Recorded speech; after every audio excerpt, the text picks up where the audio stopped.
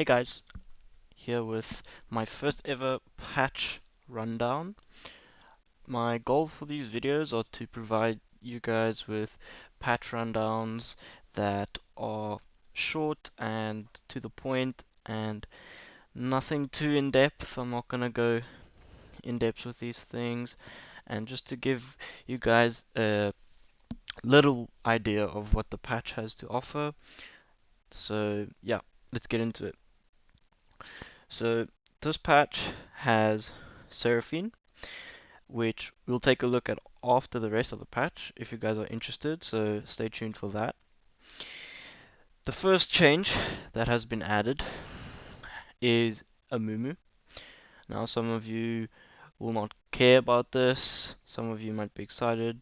A Mumu is pretty cool, but it's not too big of a buff nor nerf or anything. It's just they've changed his ult to stun people instead of root and disarm. Now what this means is that some abilities and some channeling abilities will no longer be able to be used when a Mumu ults, where in the past some abilities could still be used when people were Mumu ulted. So it's not really a big buff, but it is quite nice. It also simplifies the kit a bit more, so people don't need to understand that it roots and disarms, it now just stuns. So nothing too big, but yeah. Next change we have Annie. Now they did a kind of a mini rework on Annie's E, so that's pretty exciting. They essentially made her shield not only be able to be cast on her, they made it being able to target allied champions, and that Tibbers will always get the shield. So you don't have to cast it on Tibbers only. You can cast it on ally and then Tibbers will get it. So they've also made it that it's not a damage reduction before. Before it wasn't an actual shield, it was just damage reduction on your base HP to an actual shield. So that means that you can now build items like Athenes and Ardent and stuff like that, which isn't a big deal obviously for any mid, but maybe any support could now see something. Like I said, I'm not gonna go in depth with these videos, so I'm not gonna speculate on anything, but this could be pretty nice for any support. She also got a new visual effects, not that important, and the range of it is quite decent, and yeah, pretty nice change for Annie in my opinion. I think it just helps her have a bit more skill expression, not just these her E just you just clicking the E essentially. Now there's actually some decision to be made when clicking it, and could add some build diversity, especially for any support. So I quite like this. It's pretty nice. Ashe, she's getting a nerf. Now this is kind of deserved in my opinion. She's been very dominant in pro play at the moment, but also she's always been good in solo queue. So for you guys, it's gonna be quite nice. The change is a bit strange.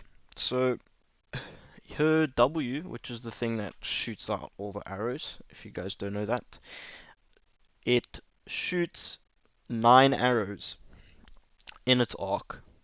And what they've done is they've made it so that the arrows are now reduced at early ranks. So you see when you put 1 point in W, it's only 7 compared to 9.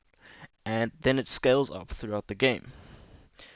So what's interesting about that is now her W will be better than it was late game because she gets 2 more arrows, which means that you apply more slows and obviously a bit more damage.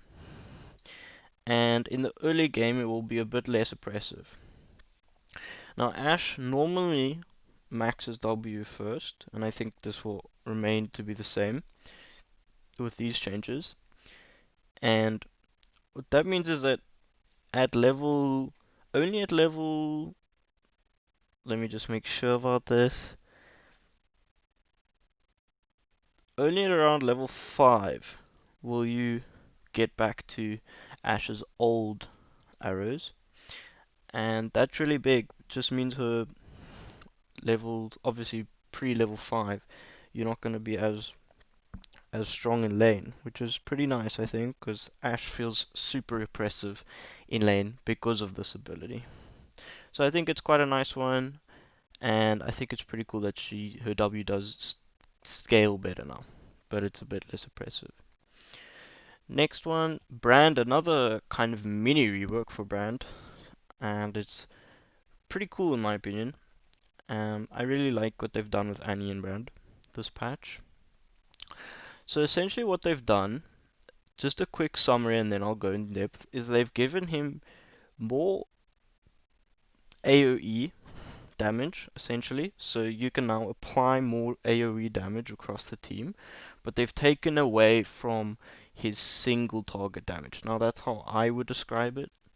Maybe someone who knows more about the game than me wouldn't describe it like that, but that's how I perceive it. Because what they've done, and we'll go a bit in depth now, is that you can see with the passive, they've taken away 2% of the damage from his passive, and they've taken away a bit of scaling from his, or no, they've added some scaling to his passive, but only by like 0.005. So it's not insane. It's a bit, but not really much.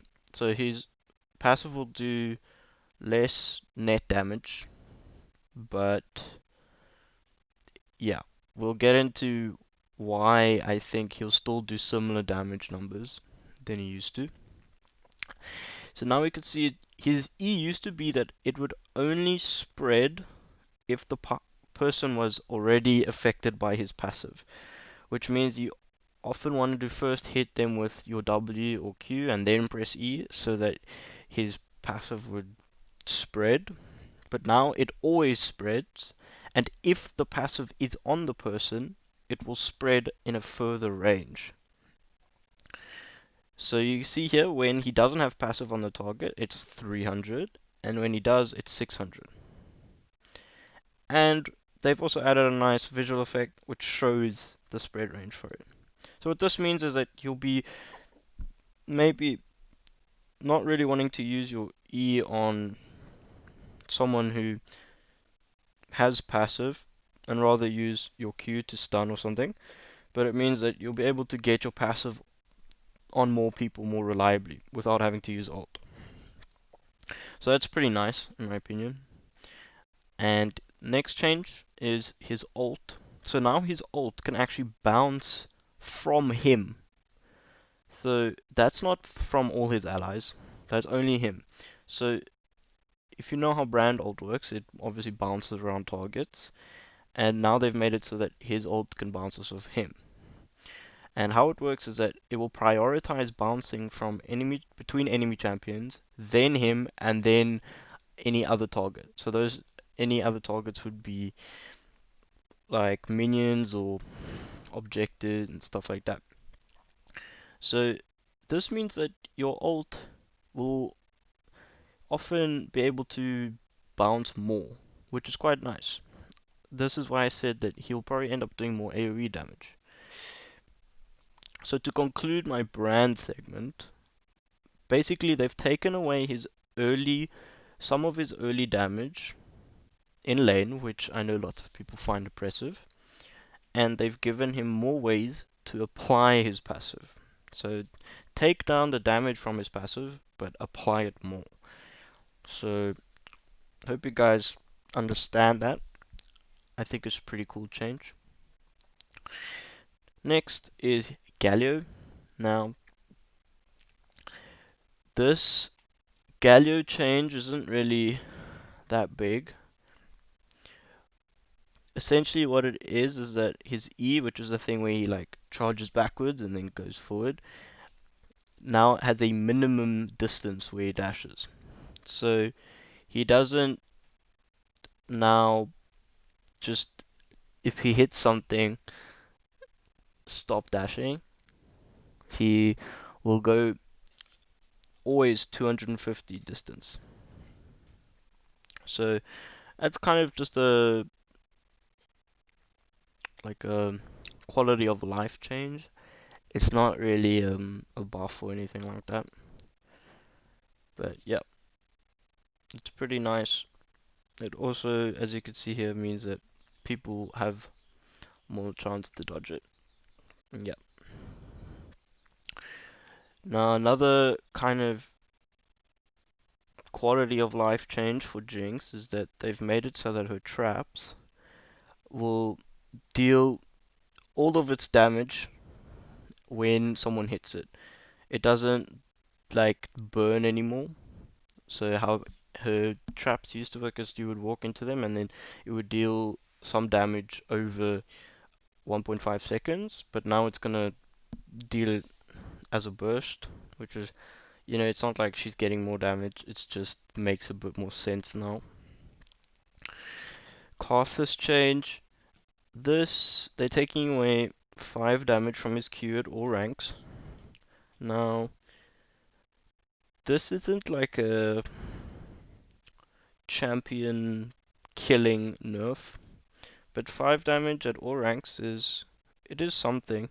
I mean, seeing as though you do Q so much on Karthus, obviously, it's gonna affect his damage output quite a bit, especially in the jungle when it comes to clearing camps. As you can see, it's base damage. It's not damage to like champions or damage to jungle camps. So it is a pretty nice nerf, I think. He definitely deserves the nerf. So I'm glad to see that. LeBlanc received some pretty big buffs to her E, but her E is like her most least used ability and the hardest ability to use. But they took away 20 mana from it, which means you can use it a bit more. They added some damage to it, so yeah, it's basically 10 damage at all ranks for her initial E, and then the damage that comes through when she procs the stun is also 10 more. So if you land your E, you're going to be doing 20 more damage than normal, and it's 20 less mana. So I think that just makes it so that her E is a bit less unforgiving, so you can kind of miss it, and it's not costing you as much mana anymore. But I don't think it's a massive deal, really. I think that it's really big for people who are really good at LeBlanc, because you're going to be hitting your E a lot more. But for the most part, not a huge deal. Lulu, now I think this Lulu change is actually really cool. So Lulu's been seeing a lot of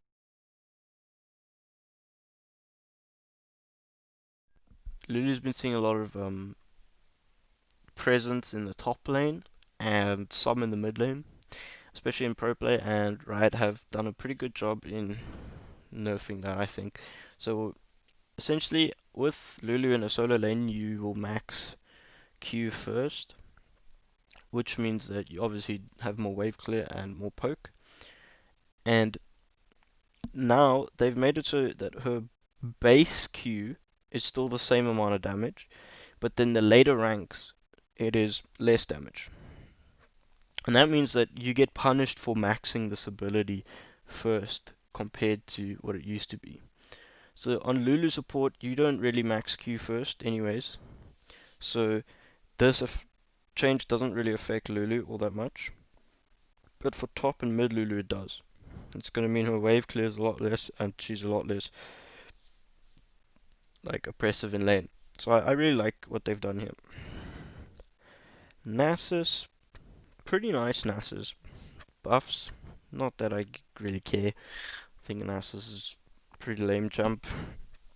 But essentially they've given him more resistances when he ults, especially at rank 1 of his ult. You can see it's a really big buff from 15 to 40. So, but they did take away the bonus resistances per second when he's busy ulting. So it means that no longer does he need the ult active for a while to get its full value. He now gets it immediately when he ults, and that's pretty nice for Nasus, I would say. Samira, obviously really broken at the moment. They've taken away 2 AD and 2 armor. Now, I wouldn't say this is nothing, but once again, it's not, I would say, a champion killer.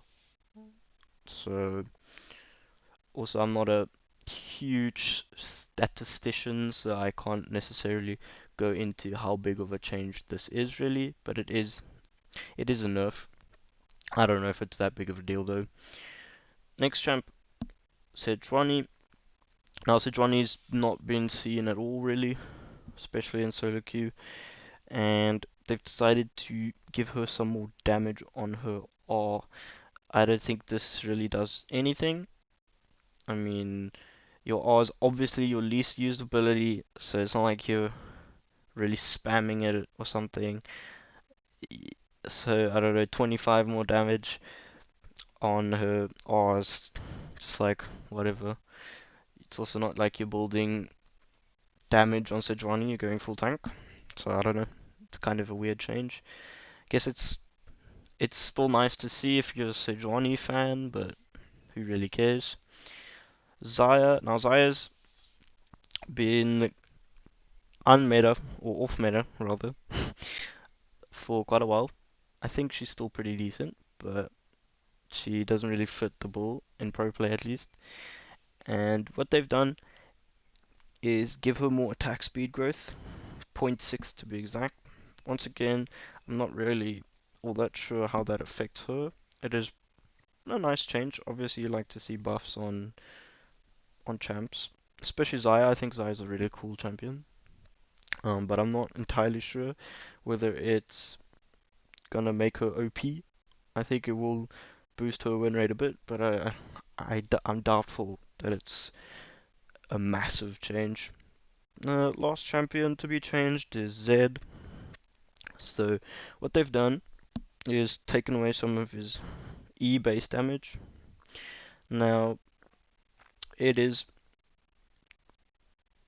kind of scales how much damage he loses per level. So obviously his base damage is still the same.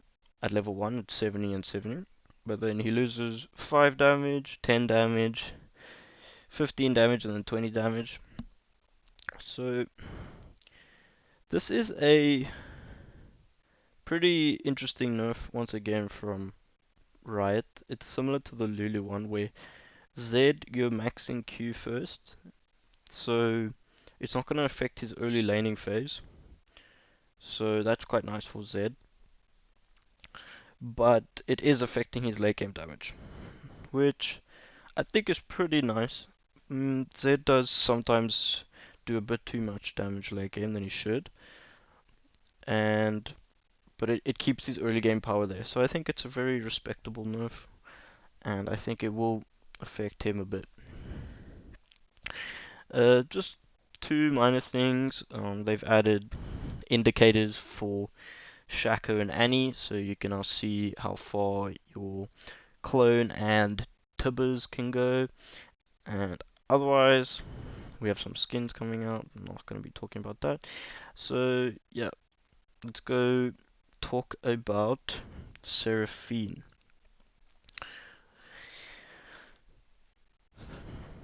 So Seraphine, lots of people have been calling her a Sona rework, Sona copy, whatever you want to call her.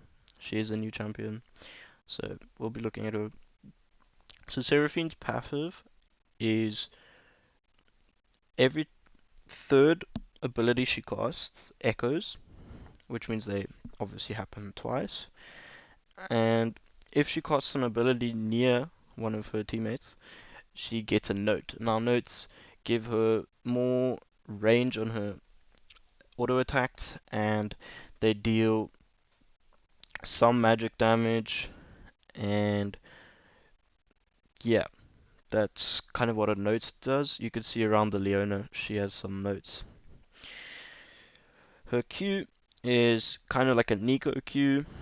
she just throws like a little bubble on the floor, and it is increased. The damage is increased based on the target's missing health, so it's kind of an execute type ability. And we can see how that's going to work with Echo. So it's going to cost once, and then they're obviously going to get lower in health. So the second Q is going to do more damage than the first. It's kind of interesting. It's once again very similar to Nico Q. Now her next one is the thing that makes her the most similar to Sona, and that is she gives her allies and herself movement speed and shields. And if she's already shielded, she also heals herself and her nearby allies. And it's based on how many allies are nearby. So the more people she hits it by, the better. Now once again, you can see how this combos with her passive. It's gonna cost once, give her the movement speed and shield, and then the second time when it echoes, it's gonna heal everyone, and based on how many people there are, it's gonna do more. So pretty nice. Her E is like very similar once again to Nico Root, in my opinion. So what's gonna happen? She's gonna send out a skill shot, which is gonna do a bit of damage and then slow people, and it goes through people, so it doesn't only stop at one. And what it does is that if people are slowed when they get hit by her E, they get rooted, and if they're rooted, they get stunned. So you can see how that's gonna work with her passive. So obviously she's gonna cast it once, slow them. When it echoes, it's gonna root them. So yeah. And then obviously if someone else slowed them already, then they're gonna get stunned. So a very powerful ability. Her ult is kind of like a Yumi-esque ult. She's gonna send out a skill shot type thing and it's gonna charm people. So it's kind of like Ori charm in that way, but it's easier to hit, obviously. So it's gonna charm enemy champions, and ally champions are also gonna get affected. They're gonna get notes. So coming back to passive notes, and also if she hits an ally, it extends the range of the ult. So very powerful ability, obviously, and yeah, it doesn't echo though. I'm pretty sure. I'm pretty sure they wouldn't allow her ult to echo. Yeah, it's basic abilities. I'm right. So my overall thoughts on the champion is that I've said it a lot throughout the video. She's got some very Nico-esque vibes, but then also Sona. So she's kind of a combo of those. Riot wanted to be a mid laner. As you can see in the video, she's in mid lane. So they wanted to be a bit of a supportive mid laner. And yeah, that's what it is. I'm not a huge fan of the champ. I think she's too similar to Sona and Nico. And I think she doesn't really fit into the universe all that well, especially coming from Piltover. Kind of weird. But anyways, we'll see how she turns out. And yeah, that's gonna do it for my first patch rundown. Hope you guys liked it. If you did, please like the video, and if you have any feedback, be sure to comment, and I will see you guys next time. Thank you.